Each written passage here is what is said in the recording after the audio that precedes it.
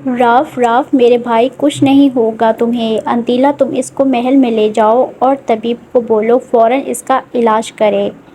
انتیلا rough کو لے کر محل میں گئی، اس کو طبیب کے حوالے کیا اور خود دوبارہ جنگ میں شامل ہو گئی۔ ریمبو نے محل پر دوبارہ حملہ کیا تھا۔ اس بار اس نے بہت زیادہ حملہ وروں کے ساتھ حملہ کیا، لیکن مومن کے لیے اللہ کی مدد کافی ہوتی ہے۔ محل کے حملے وروں نے بھی منہ توڑ جواب دیا۔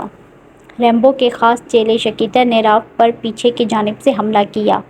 تلوار کی ایک ضرب راف کی پیٹھ پر لگی، جس کی وجہ سے وہ شدید زخمی ہو گیا۔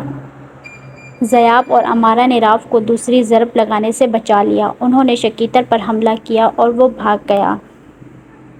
انتیلا بہت ہی غصے سے ریمبو پر حملہ ور۔ ریمبو اور انتیلا کے درمیان کافی دیر جنگ جاری رہی۔ انتیلا نے ریمبو کا ہر وار خالی جانے دیا۔ اب انتیلا نے ریمبو پر حملہ کیا اور تلوار کے ایک ضرب سے ریمبو کا کان کاٹ دیا۔ کان جب اس کے پاؤں میں پڑا تو اس سے بھی اس کے حملے کی سمجھ آ گئی۔ ریمبو نے سوچا بھی نہیں تھا کہ خضر کے جانثار اس کے جاں باز اس قدر دلیری سے لڑیں گے۔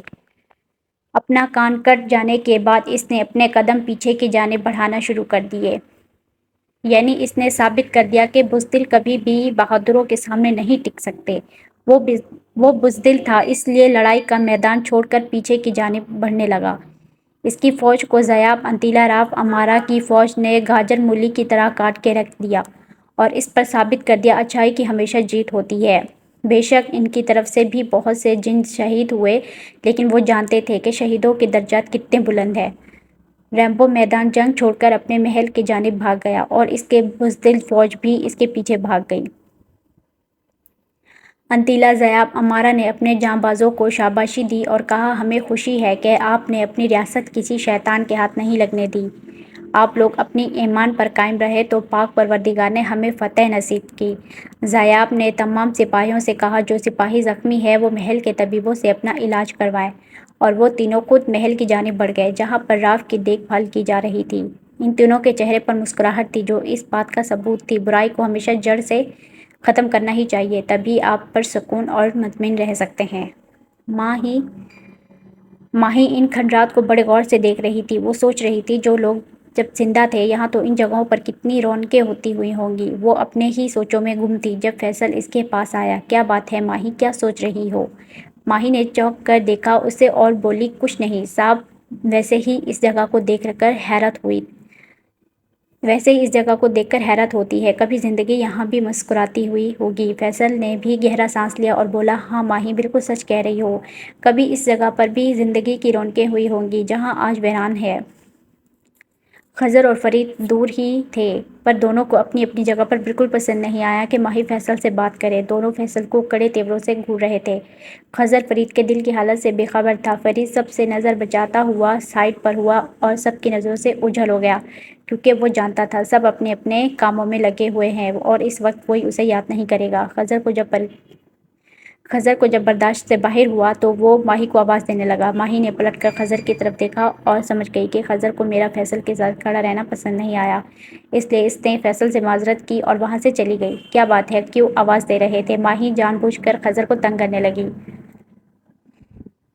وہ جانتی تھی خضر اس کے لیے اپنی جان دیتا ہے۔ وہ یہ سمجھتی تھی کہ ایک ریاست کا بادشاہ، ایک سلطنت کا مالک ایک عام سی آدم زادی کے لیے مر مٹنے کو تیار ہے۔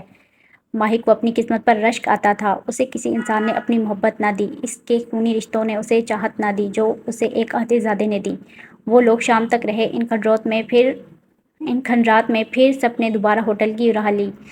جب سب گاڑی میں آئے تو فرید گاڑی میں موجود تھا۔ کسی نے اس بات کا نوٹس نہیں لیا تھا کہ فرید کدھر ہے۔ اس بار ماہی اور خضر فیصل کی گاڑی میں بیٹھ گئے۔ گاڑیاں دوبارہ ہوٹل کی جانب چلنے لگی۔ فیصل کی گاڑی اچانک درختوں کے قریب جا کر رک گئی۔ اس گاڑی میں خضر، ماہی، سارا اور دانیال تھے۔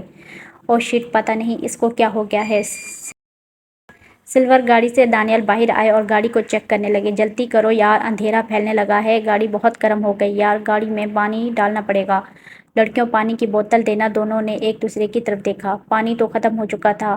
اب کیا ہوگا؟ خضر یہاں اس پاس دیکھو، شاید پانی مل جائے۔ یہ گھنے درختوں میں پانی ہونا چاہیے، جہاں درخت ہوتے ہیں وہاں پانی ہونا چاہیے۔ ماہی بھی گاڑی سے باہر ہو چکی تھی، سارا بھی